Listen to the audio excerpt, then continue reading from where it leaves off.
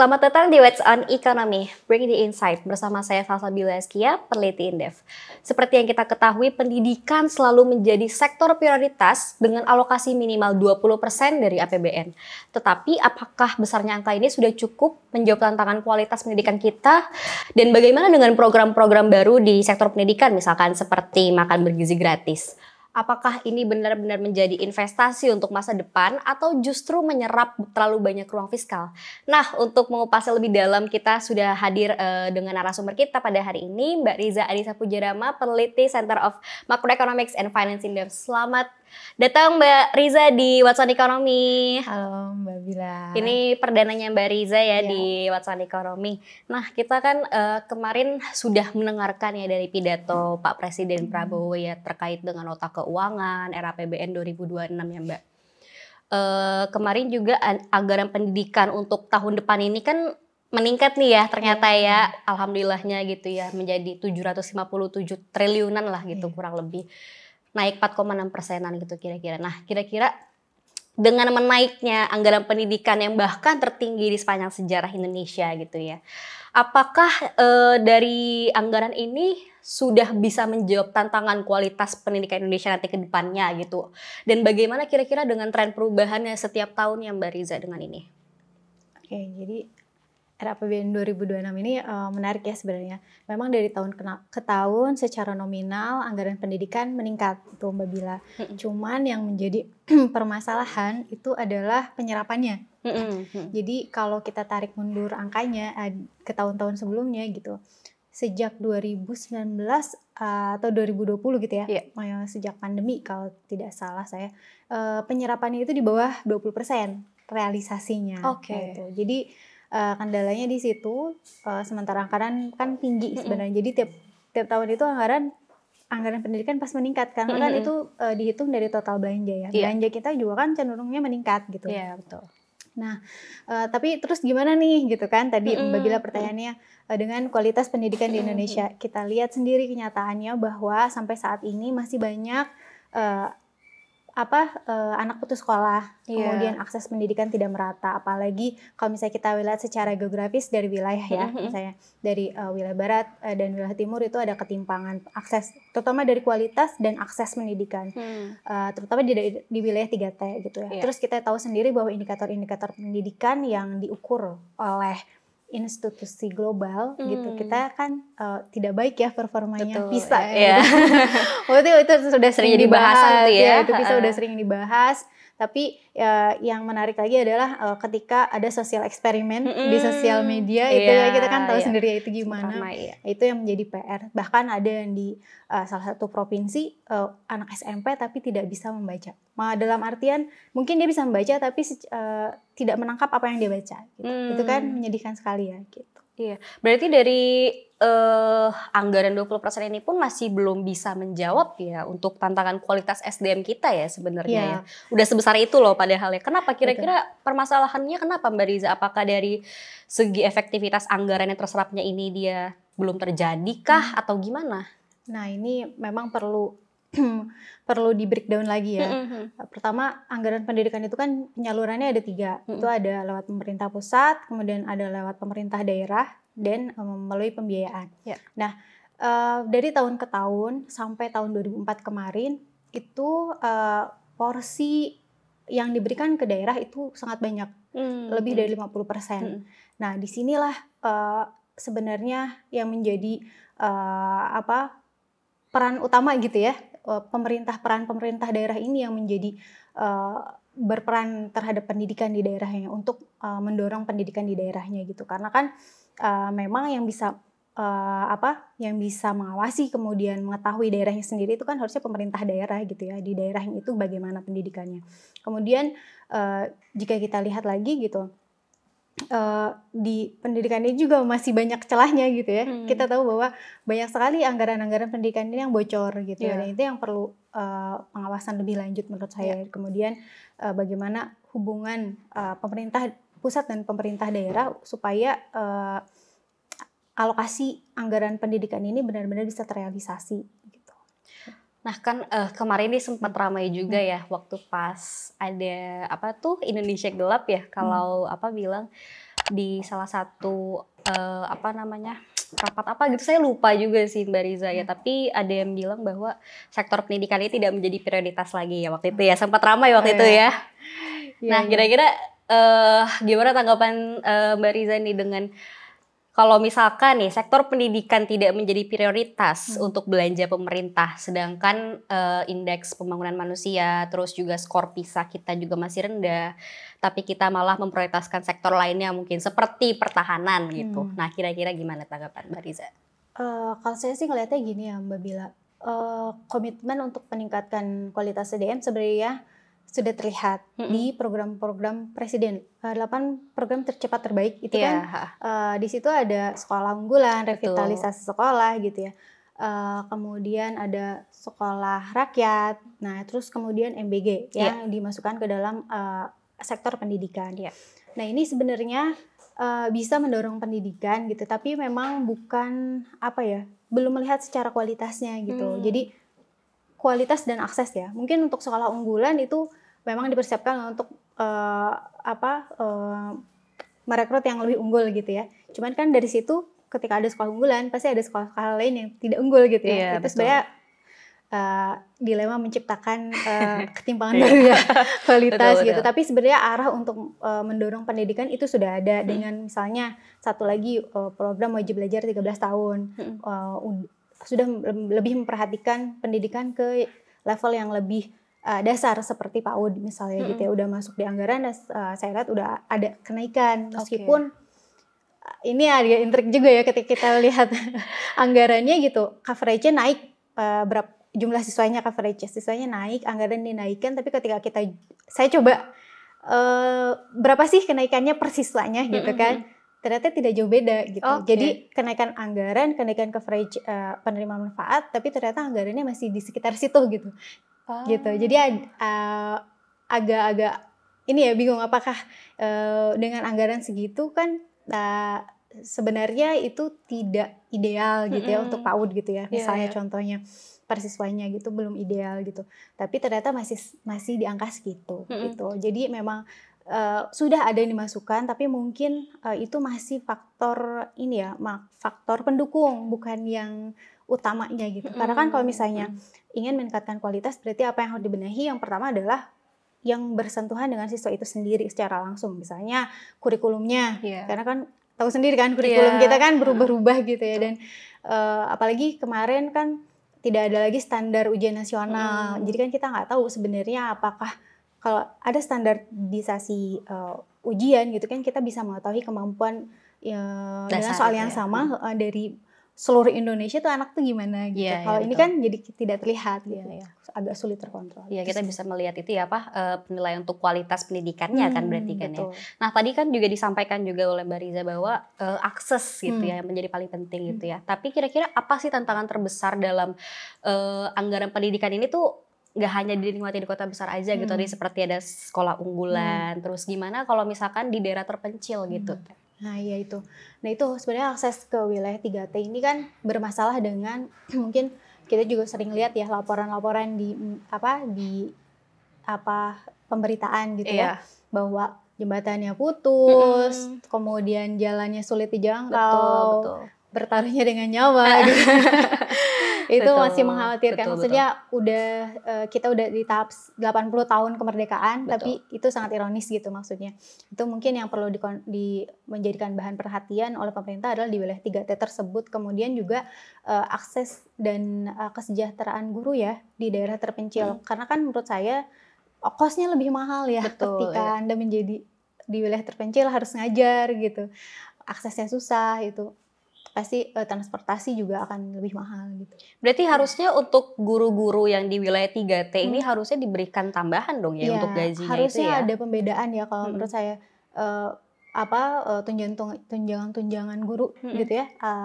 Dan misalnya insentif atau misalnya untuk transportasi misalnya gitu dilebihkan gitu untuk guru-guru yang ngomong di 3T gitu. Kalau untuk sekarang tapi apakah itu sudah terjadi atau maksudnya apakah udah ada insentif gitu ya untuk para guru dari wilayah 3T ini? Saya belum tahu ya ada insentif untuk di wilayah 3T mengenai informasi itu saya belum tahu. Cuman kalau misalnya dari rata-rata guru biasa saja kan sekarang masih 200-300 ribu ya gitu. Dibayangin deh gitu, apalagi di wilayah timur yang harganya lebih tinggi gitu, biaya hidupnya lebih tinggi kan sebenarnya, karena akses untuk distribusi barang dan jasanya kan masih mahal sangat kesana. Cost ya.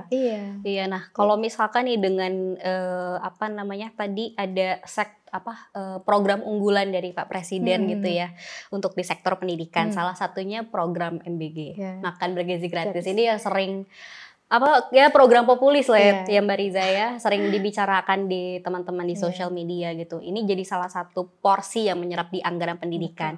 Kemarin kalau nggak salah 300 triliun tapi direvisi ya kalau nggak salah ya oleh Bu Sri Mulyani menjadi 200 triliunan itu ya. Iya betul. Kira-kira kenapa itu?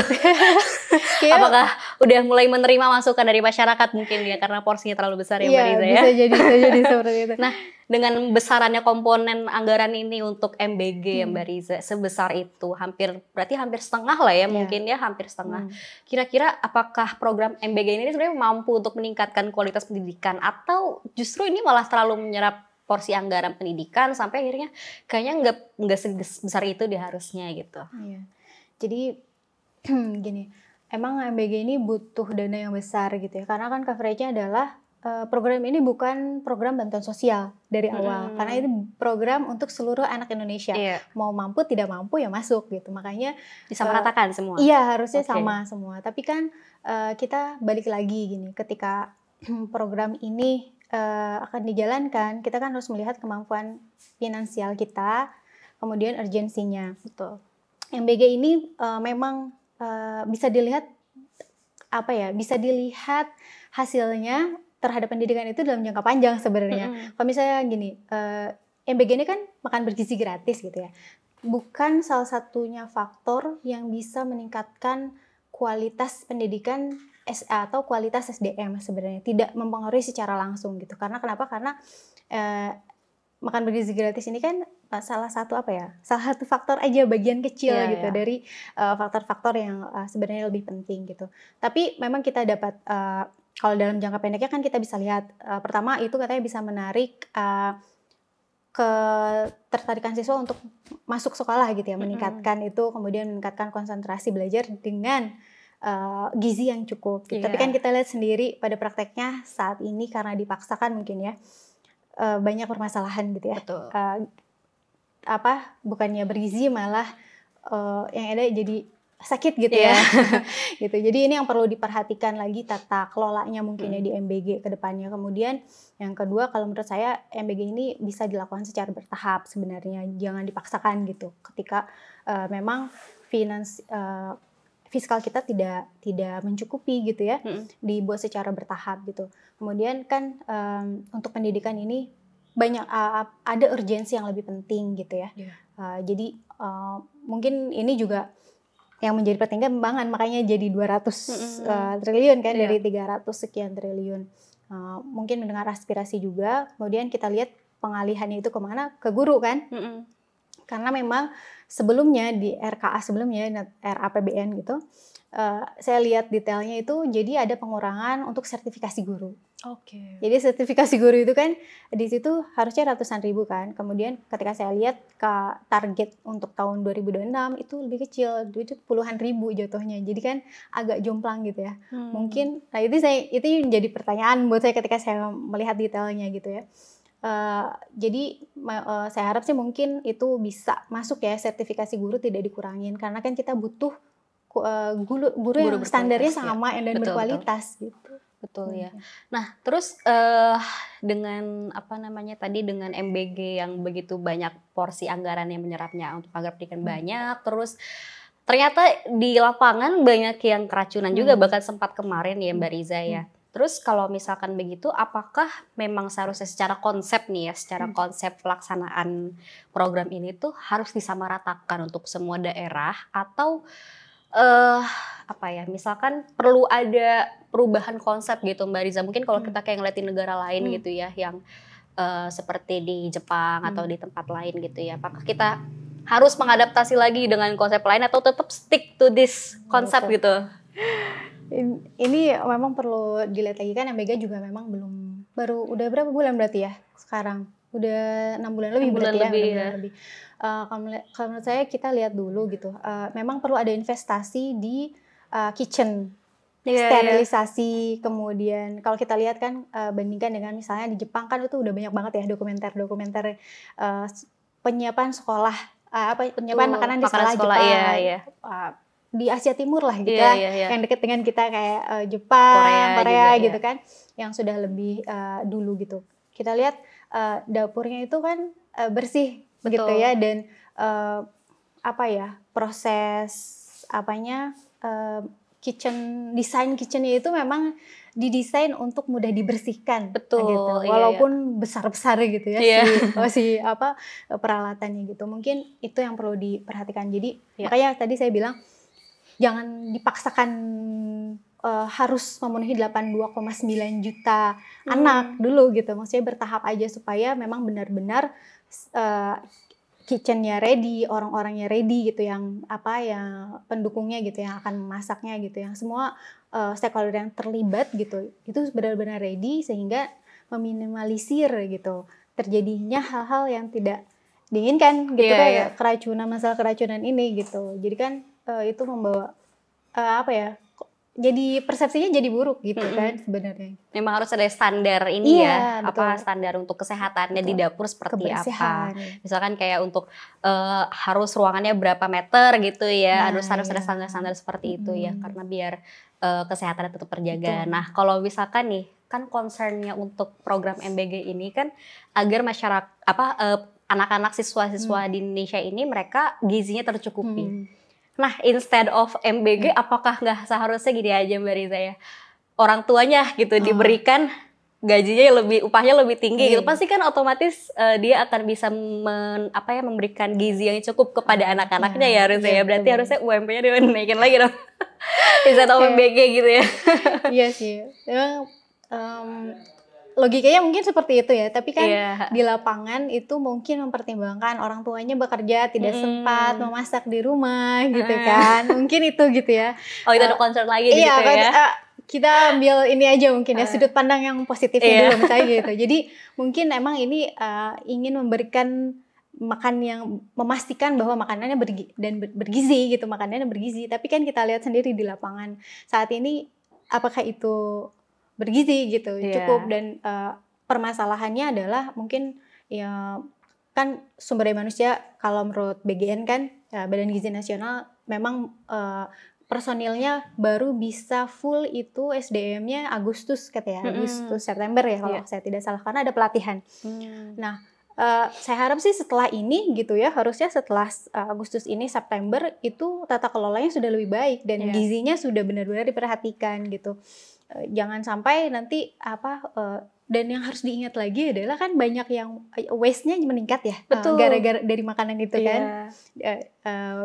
Dari beberapa sumber yang saya baca waste-nya meningkat dari food-nya itu, jangan sampai wasting food gitu. Itu sangat disayangkan gitu. Nah, jadi yang perlu dilihat lagi adalah pertama budaya lokalnya itu gimana, kearifan lokalnya, makanannya jangan disamakan gitu, karena kan beda-beda daerah, beda-beda selera kan. Nah, itu mungkin yang itu. Kemudian tadi kitchennya, terus sistemnya supaya makanan itu tidak basi gitu. Itu mungkin sebenarnya titik poinnya adalah di tata kelola ya. Oke, nah kita mungkin mau move on ke pertanyaan berikutnya ya. Ini salah satu komponen di anggaran pendidikan juga gitu ya, terkait dengan program beasiswa, terus juga untuk bantuan untuk siswa kurang mampu gitu kan. Ini sering jadi andalan lah ya buat pemerintah ya Mbak Riza ya. Nah, kira-kira dari alokasi anggaran untuk beasiswa ke siswa kurang mampu gitu ya di dalam era PBN ini, apakah sudah cukup kuat gitu ya kira-kira? Apakah ini bisa buat meningkatkan akses pendidikan untuk terutama di kelompok rentan gitu? Ya kalau misalnya saya lihat sih KIP, PIP gitu kan masih berjalan ya, dan coveragenya pada manfaatnya udah dinaikkan walaupun tidak terlalu besar kenaikannya gitu ya. Tapi setidaknya sudah dinaikkan. Nah ini sebenarnya bagus gitu ya arahnya gitu, sudah bagus. Cuman ada beberapa seperti misalnya LPDP gitu ya. Kemarin kan sempat LPDP disinggung akan 4.000, tapi kalau berdasarkan data gitu ya, LPDP tahun kemarin 2024 aja sudah 7.000 atau 6.000 gitu ya. Jadi sudah lebih dari 4.000 gitu. Saya nggak tahu nih arahnya LPDP itu 4.000 itu akan heavy-nya di mana gitu. Berarti kan itu menjadi lebih sedikit ya penerima LPDP gitu. Kemudian syarat penerimanya bagaimana, apakah akan berubah atau tidak, saya nggak tahu nih. Untuk meningkatkan kualitasnya tuh, maksudnya gini, ketika penerima PIP itu, apakah ada syarat khusus achievement yang harus diraih gitu di akademiknya itu, bukan hanya semata-mata memberikan memberikan bantuan gitu. Biasanya kan kalau misalnya beasiswa yang reguler gitu atau biasa, bukan untuk semua kalangan, beasiswa untuk semua kalangan itu kan yang namanya beasiswa harusnya ada achievement ya gitu. Jadi ada rata-rata kamu harus gini gitu. Ada misalnya IPK-nya kayak gitu. Atau misalnya selain ini kamu juga harus berorganisasi kayak gitu. Standar minimal lah gitu ya. Gitu. Itu mungkin hal seperti itu supaya beasiswanya bisa lebih berkualitas gitu. Iya, oke. Nah, tapi kalau kita ngelihat nih dengan visi Indonesia Emas 2045, bentar lagi 2045 ya Mbak Riza ya, kayaknya nggak kerasa nih. Walaupun masih jauh juga, 20 tahunan lagi ya gitu ya. Kira-kira apakah di era APBN 2026 ini sebenarnya sudah on track gitu ya dalam menyiapkan SDM kita yang agar menjadi lebih kompetitif secara global gitu Mbak Riza?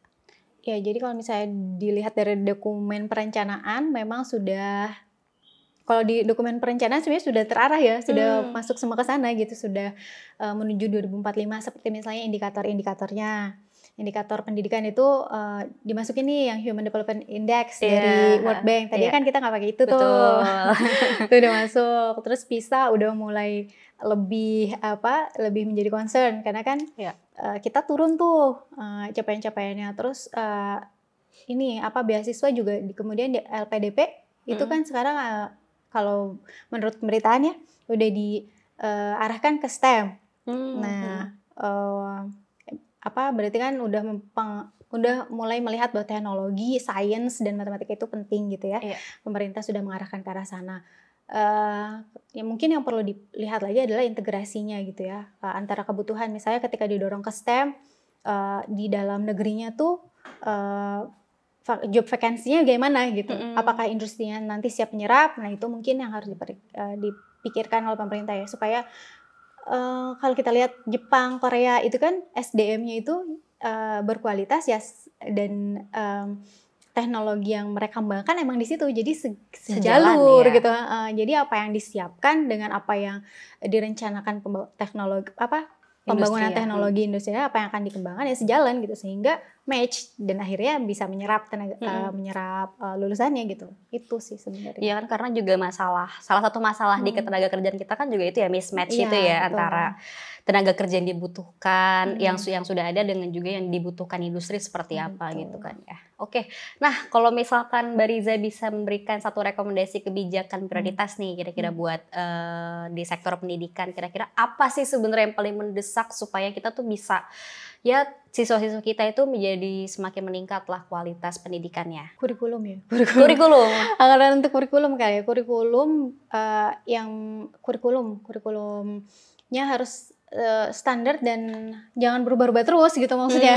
Supaya jadi dan lebih adaptable ya, jadi lebih mudah beradaptasi dengan perubahan teknologi yang ada gitu. Berarti kurikulum menjadi salah satu aspek yang perlu sangat diprioritaskan gitu ya, untuk selain ini ya Mbak Bila, selain kita kan jadi gini, kalau saya melihatnya gini, yang harus ditumbuhkan adalah keinginan untuk bersekolah. Itu ada di PAUD sebenarnya gitu kan, di PAUD. Bagaimana kita menumbuhkan keinginan untuk belajar si anak itu terus tumbuh gitu. Itu sebenarnya kan.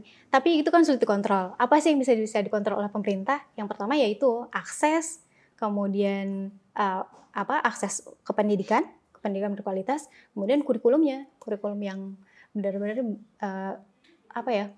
bisa mengakomodasi sehingga anak ini bisa muncul gitu capability-nya gitu ya, bisa muncul gitu, bisa berkembang gitu. Iya, jadi memang sebenarnya dimulai dari usia dini ya, memang Nah, harusnya ya ya betul. memang, dan pemerintah juga bisa lebih fokus juga gitu ya untuk bisa sekolah-sekolah PAUD gitu ya untuk Iya, betul. ditingkatkan kualitasnya, karena Betul. kayaknya kalau sekarang sebenarnya masih belum terlalu banyak ya Iya, mungkin ya, dan yang sesuai itulah ya yang kualitasnya oke gitu ya, dan yang pasti bisa affordable gitu iya mungkin ya, betul betul. affordable gitu kan, itu kata PAUD sekarang kuncinya. tuh kan, eee, Swasta banyak iya, ya mungkin ya banyaknya kayaknya ya, swasta apa dan preschool ya mungkin iya sebutannya ya iya kalau betul. di swasta Dan itu ya. mahal kan sebenarnya kalau yang Betul. berkualitas.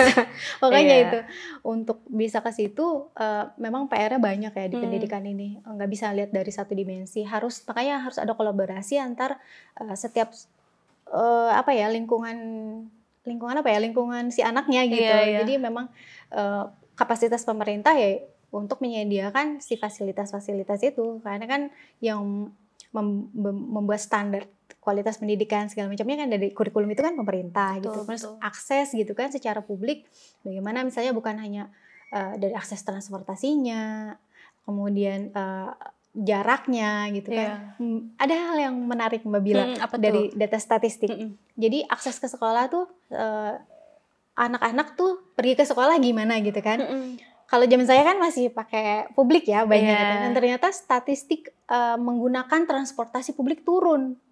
Yang naik Oke. itu kendaraan Kendaraan pribadi. pribadi. Itu kan jadi, eee, Iya. agak sebuah ini ya Iya gitu iya. maksudnya, berarti orang-orang, semakin di bayangan saya gitu ya ketika ada data itu kemudian ini khusus untuk perkotaan atau perdesaan atau gimana nih Mhm. kalau misalnya di wilayah ini adalah kondisi di perdesaan atau wilayah 3T harus naik kendaraan pribadi, mereka affordable Iya, kayak gitu. pasti Maksudnya costly banget nah ya. iya itu makanya. Sangat beban Iya, ongkosnya sangat itu ini ya. dari hal-hal kecil seperti itu aja mungkin ya. Iya. Memang perlu diperhatikan aksesnya gitu. Oke, kita sudah sampai di end of discussion Iya. untuk episode kali ini. Kita bahas tentang anggaran pendidikan, terus kualitas pendidikan itu seperti apa. Nah, mungkin Mbak Riza kira-kira ada closing statement nggak, apa yang mau disampaikan nih buat pemerintah gitu, atau mungkin ke teman-teman guru gitu yang selama ini sudah mendedikasikan jiwa dan raganya untuk mendidik siswa-siswa Indonesia gitu, Mbak Riza. Silakan Mbak Riza. Ya mungkin, untuk ini ya, perlu ada kolaborasi, sinergi gitu ya, yang lebih kuat antara pemerintah pusat dan pemerintah daerah dalam dalam pengadaan gitu ya, untuk mewujudkan gitu, pendidikan yang berkualitas, kemudian merata di seluruh Indonesia. Kemudian untuk para guru semangat terus gitu. Semangat terus, mudah-mudahan, pemerintah bisa mendengar aspirasi gitu ya, untuk kesejahteraan guru yang lebih baik. Oke, terima kasih banyak Mbak Riza untuk podcast hari ini ya. Kita sudah banyak diskusi dan semoga nanti kita bisa diskusi lagi di episode berikutnya. Terima kasih Mbak Riza. Sama-sama, Bila. Triliunan rupiah dialokasikan untuk pendidikan, namun nilai sejatinya baru lahir ketika ia mengubah hidup dari desa ke kota, dari satu generasi ke generasi berikutnya. Karena pendidikan adalah investasi yang buahnya dipetik jauh di masa depan. Nantikan episode What's on Economy selanjutnya pada YouTube Official Indef. Untuk informasi dan kegiatan Indef lainnya, teman-teman bisa kunjungi Instagram @indef_official. Terima kasih dan sampai jumpa.